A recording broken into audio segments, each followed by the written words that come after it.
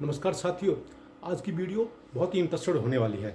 आज मैं आपको बताना चाहता हूं कि किस प्रकार ग्राम प्रधान को अपने पद से हटाया जा सकता है, उसे पदमुक्त किया जा सकता है। इसलिए अंत तक इस वीडियो में बने रहिए।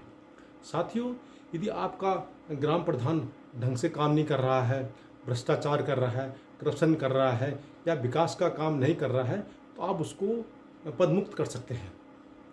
जिस प्रकार कि लोकसभा में विपक्षी जो दल है वो अविश्वास प्रस्ताव ला करके सत्ताधारी दल को पदमुक्त कर सकता है या उसके सरकार गिरा सकता है, इसी प्रकार विधानसभा में भी विपक्षी दल के सदस्य मुख्यमंत्री को उसके पद से निकाल सकता है। इसी प्रकार ग्राम सभा में भी ग्राम सभा के जो सदस्य हैं वो चुने हुए प्रधान को पदमुक्त कर सकते हैं। इसके लिए मैं आपको एक किस्सा सुनाता हूँ।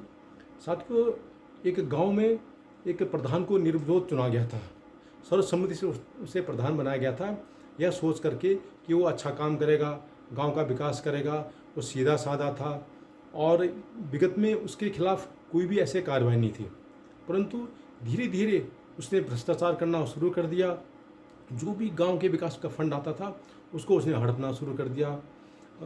अधिकारियों से मिल करके वह भ्रष्टाचार करना शुरू कर दिया। उसने गांव वालों को खबर लगी कि उसने देहरादून में एक प्लॉट ले रखा है।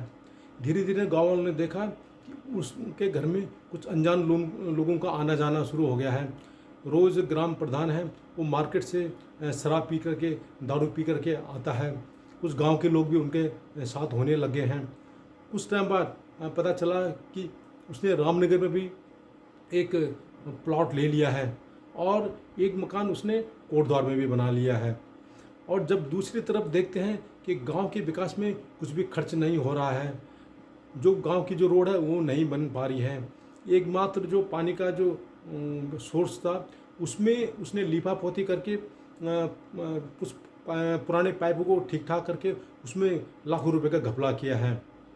इसी प्रकार गांव वालों ने देखा कि उसने अपने लड़के के लिए एक टाटा सूमो खरीद लिया है और जिस पर उसको किराए पे चढ़ा रखा है।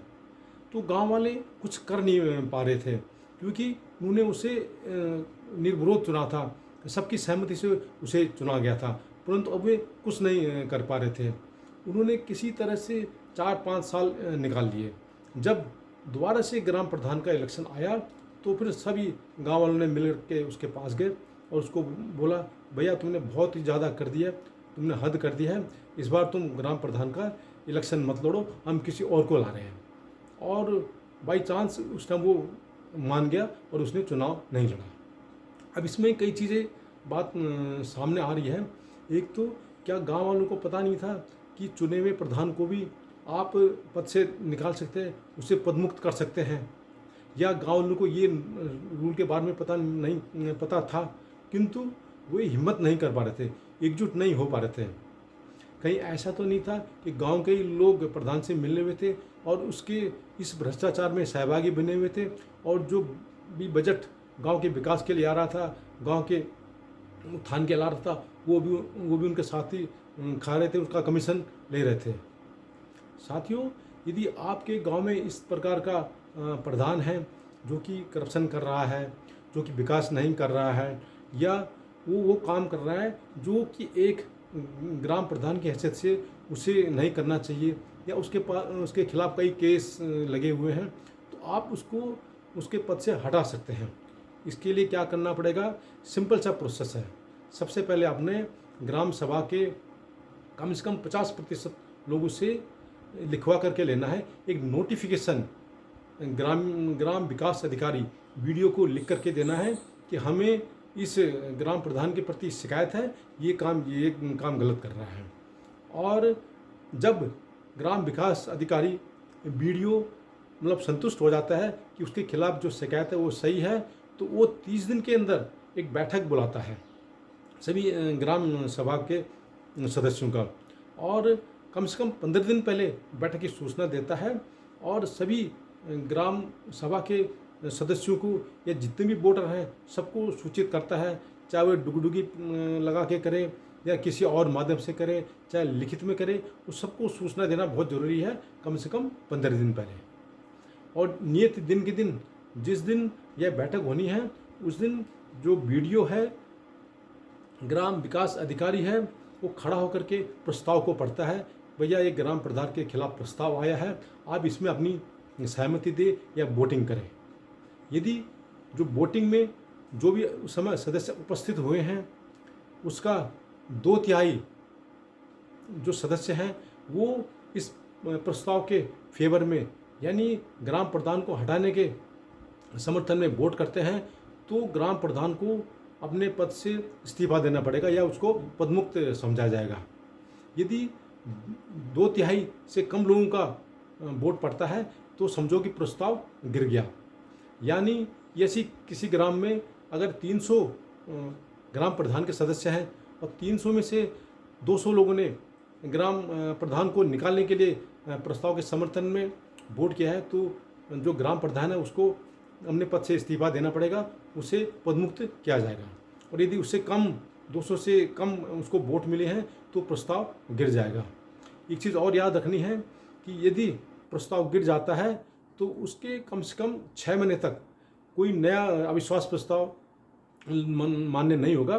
6 महीने के बाद ही दूसरा प्रस्ताव पारित करना पड़ेगा। तो साथियों, यदि आपका ग्राम प्रधान के प्रति आपको अविश्वास है तो आपको पहले से ही ढंग से मतलब उनका सही से आरोप सही होने चाहिए और तथ्यात्मक होने चाहिए। ऐसी मनगढ़ंत कहानियाँ नहीं होनी चाहिए, किसी के खिलाफ साजिश नहीं होनी चाहिए। यदि आपने गलत तथ्य दिए या गलत साजिश रची तो आपके खिलाफ भी एक्शन हो सकता है। जो ग्राम विकास अधिकारी है वो इस चीज़ की जांच करता है, वो पूछता है ग्राम सभा के सभी सदस्यों को कि भाई वाकई शिकायत जेन्युइन है कि नहीं है। तो इसीलिए ये जो भी काम करना है, यदि उसको ग्राम प्रधान को पद से हटाने का काम करना है तो वो सही तरीके से होना चाहिए और जेन्युइन तरीके से होना चाहिए। यदि वास्तव में आपका ग्राम प्रधान ढंग से काम नहीं कर रहा है, उसके पास कई केस है, उसके खिलाफ कई मामले हैं या कुछ ऐसे काम कर रहा है जो कि एक ग्राम प्रधान की हैसियत से उसको नहीं करना चाहिए। साथियों, आजकल आपने देखा होगा कि ग्राम प्रधान के इलेक्शनों में बड़ी मात्रा में पैसे खर्च किया जा रहा है। लोगों को मतलब शराब पिलाई जाती है, मुर्गा खिलाया जाता है, मीट खिलाई जाती है, पैसे बांटे जाते हैं और तब जाके इलेक्शन लड़ा जाता है। वो इसलिए करते हैं ताकि प्रधान बन करके जो भी फंड गांव के विकास के लिए आता है, गांव के सुधार के लिए आता है, वहाँ पे पानी हो गया या सड़क हो गया या अन्य जो पंचायत के लिए आ गया या पंचायत घरों के लिए हो गया या वहाँ पे स्कूलों के रख रखाव या निर्माण के लिए जो भी फंड आता है उसका मिसयूज़ कर सकें। तो ये चीज़ ध्यान में रखनी है कि ग्राम प्रधान को ये भी पता होना चाहिए कि उसके खिलाफ अविश्वास प्रस्ताव भी आ सकता है, उसे पद से हटाया भी जा सकता है। तो याद रखना है कि यदि आपका गांव का जो प्रधान है वो ठीक से काम नहीं कर रहा है या उसके खिलाफ पहले ही कई केस चल रहे हैं, तो आपको सभी को एकत्रित करना है और सभी को जागृत करना है और सबको एकजुट करना है और कम से कम 2/3 लोगों को मनाना है कि भैया आपको वोटिंग उसका खिलाफ करना है।